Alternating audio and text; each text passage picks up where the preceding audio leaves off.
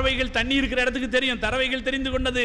பறவைகளை பறப்பதை பார்த்து அந்த பக்கமாக வந்த நாடோடிகள் இங்கே தண்ணீர் இருக்கிறது என்று தெரிந்து கொண்டார்கள். யமன் நாட்டிலே இருந்து ஒரு நாடோடி கூட்டம் வந்தது. அந்த நாடோடி கூட்டத்திற்கு ஜுர்ஹும் என்று பெயர். ஜுர்ஹும் என்கிற நாடோடி கூட்டம் அந்த பறவைகளை தொடர்ந்து வந்தார்கள். இங்கே வந்து பார்த்தால் ஒரு தண்ணீர் ஊற்று இருந்தது.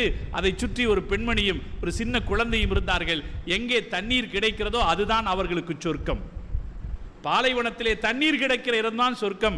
எனவே ஜுர்ஹும்காரர்கள் ஹாஜரா அம்மா இடத்திலே கேட்டாங்க, நாங்கள் இங்கே தங்கிக்கலாமா? ஹாஜரா அம்மா சொன்னார்கள், தங்கிக்கலாம், ஆனால் தண்ணி எங்களோடதுன்னாங்க. தண்ணி எங்களுக்கு சொந்தம், நீங்கள் இங்கே தங்கிக் கொள்ளலாம் என்று அனுமதித்தார்கள். அல்லாஹு தாலா நிமிஷத்திலே ஒரு ஊரை ஹாஜரா அம்மாவை சுற்றி உருவாக்கினான்.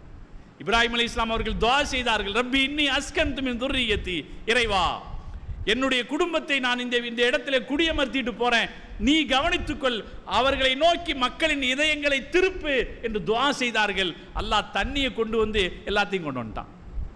ஊர் வந்து விட்டது. ஹாஜரா அம்மாவுக்கு அனுசரணைக்கு ஆள் கிடைத்தார்கள், ஆதரவுக்கு ஆள் கிடைத்தார்கள். மக்காவிலே இப்ராஹிம் அலைஹிஸ்ஸலாம் திட்டமிட்டபடி ஒரு சமூகம் வந்து விட்டது.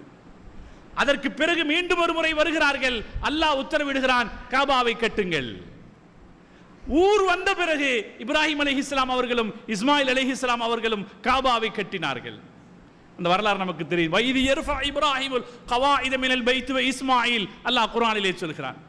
இப்ராஹிம் அலைஹிஸ்ஸலாம் அவர்களும் இஸ்மாயில் அலைஹிஸ்ஸலாம் அவர்களுமாக சேர்ந்து புதுசா காபாவை கட்டல, ஏற்கனவே இருந்த அந்த அஸ்திவாரத்தின் மீது சுவற்றை எழுப்பினார்கள். அல்லாஹ் அப்படித்தான் வைதி யர்ஃபானா சுவர் எழுப்பினார்கள் தான் அர்த்தம். சுவர் எழுப்பினார்கள். சுவர் எழுப்பிவிட்டு, யா அல்லாஹ் நாங்க கட்டி முடிச்சிட்டோம், எங்களிடமிருந்து இதை ஏற்றுக்கொள்வாயாக என்று பிரார்த்தனை செய்தார்கள். அல்லாஹ் சொன்னா, இதை நீங்கள் பரிசுத்தமாக வைத்திருங்கள், இதை அல்லாஹ்வை மாத்திரமே வணங்குவதற்கான இல்லமாக இதை பரிசுத்தமாக வைத்திருங்கள் என்று அல்லாஹ் சொன்னான்.